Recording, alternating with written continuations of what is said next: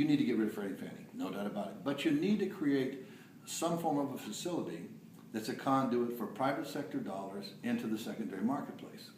Now, in doing that, you're going to have some type of an implied guarantee by the government, because every country has some kind of an implied guarantee by the government in able to get investors to come and invest in bonds so they can lend the money. Currently, Freddie and Fannie gets about 15% of their money from other countries. If you don't have some type of an implied guarantee, there will be no foreign investors investing into this country, into the real estate market, because there's no guarantee on their return.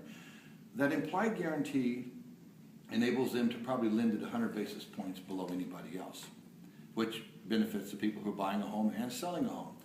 So if you say, what do we do today? First, let's look at what we did wrong. It's very clear what they did wrong. Can it be corrected? It absolutely can be corrected. What do we do in the future? There still has to be a conduit of private sector dollars into the marketplace.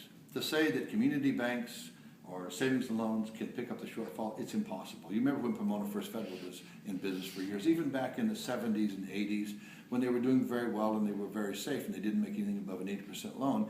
Every one of those loans that they made was a conforming loan that they sold off to the secondary market through Freddie and Fannie. It worked very well. Underwriting standards were very strict. You had to meet a certain FICO score, you had to prove you had a job, you had to prove you had the ability to repay the loans. They're doing that today. But the problem was, when the market heated up at the beginning of 2001, Freddie and Fannie started losing market share. That's what they were designed to do, to lose market share when liquidity came in from the secondary market to fill the demand and the needs that the private sector had. But they weren't satisfied with that, because they were a publicly held corporation at that point in time and had stockholders. They had to go compete for the marketplace to be able to say they're getting an increased share of the marketplace to pay the dividends to their shareholders. That's where the huge mistake occurred.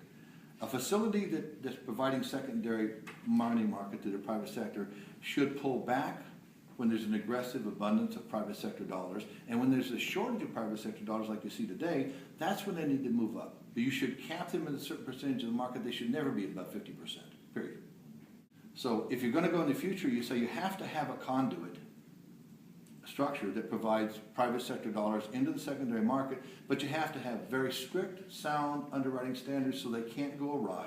You're not competing for market share, you're making sure liquidity is there, and you're only buying loans that are good. Now, when the lender who makes the original loans has to comply with the new, let's call them a new facility standards, they're going to have to make a guarantee that if the loan they made goes bad, they have to buy it back. But they pay a guarantee fee into the facility when they sell the loan. And then when the facility bundles the mortgage into a mortgage-backed security, they charge the investor a reinsurance fee. In case that goes loan, there's another reinsurance dollar going into the Treasury. So if that loan goes bad in some fashion, you've got a backup of the Treasury on the guarantee fee for the original note. You've got a reinvestment fee when the person comes in and buys it, or the group buys it as a mortgage-backed security. But you've got the lender to fall back on that says, if you did not use the underwriting standards that are safe and sound, you must buy this loan back. So you're going to have a contractual agreement with the lender. I'm sorry, this is a long answer, but it's a very difficult question.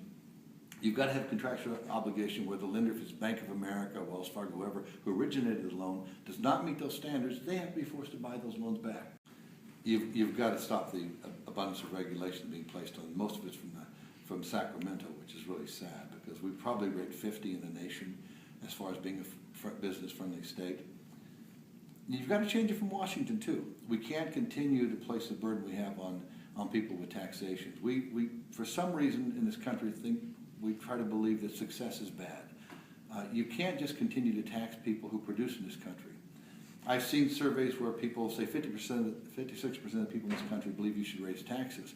Well, 50% of the people in this country pay no federal taxes to begin with. So that's like saying, let's go out to dinner and you buy a steak dinner and I'll pay the bill. Well, you're pretty happy, but I'm not too happy about the situation. That's what's happening in this country. So if you're going to reward success, the government can't do it. You let the individuals do it themselves.